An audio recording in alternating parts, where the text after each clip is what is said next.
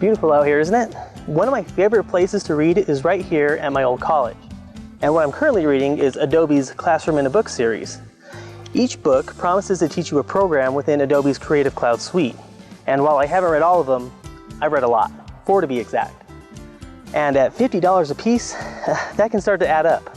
So what does $50 a piece get you? Well, let's take a look.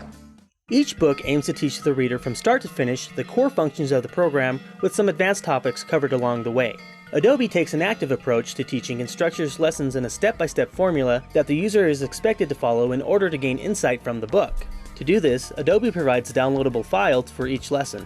Every book comes with an access code to these files located in the back of each book and can only be used once. Download the files from the website and you're good to go. This could be a deal breaker, so before you go out and buy a used book, think twice about it, as you'll only be buying half a book because you won't have an access code to go with it. In some rare cases, a CD will come with the book instead of an access code for files, such as the case for Adobe Premiere. I've had no problems using this CD across multiple computers. So in this case, if the CD comes with a used book, it will probably work for you. However, that's not a guarantee, so you've been warned.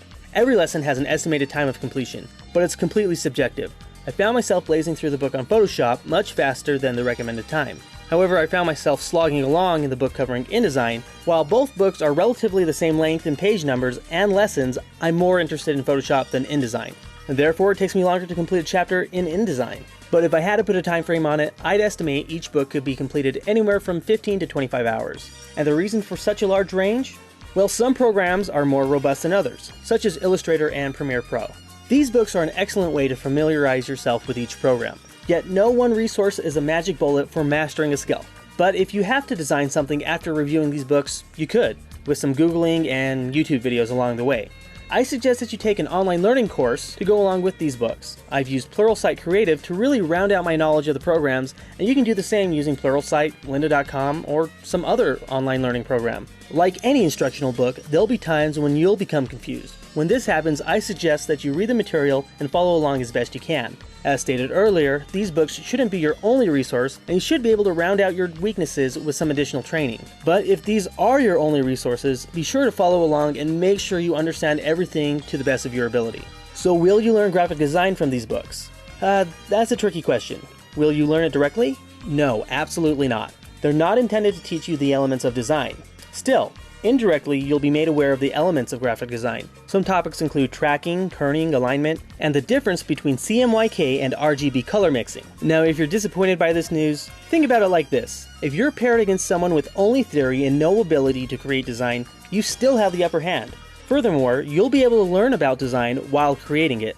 This means that you'll be able to apply the theory that you've learned to your designs because you know how to make them. This will make your studying much more effective. Who knows, maybe you'll even be able to pick up some clients along the way. So do you need these books to learn the programs? Well, no, absolutely not. You can definitely learn with Google alone. But if you don't want to deal with any nonsense, get straight down to business, and not have to waste your time on searches, buy the books. They're definitely worth it. I'd say they're the gold standard of the books on Adobe Creative Suite.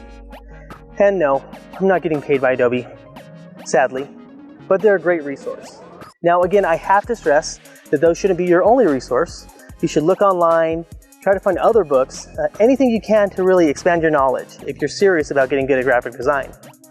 And also try to find projects along the way, real or ones you made up. Either way, you'll be able to apply your skills to a real world setting.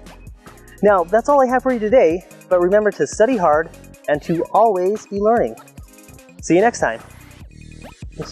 Stupid book. I'm gonna freaking... How many times do I have to throw that? Jeez.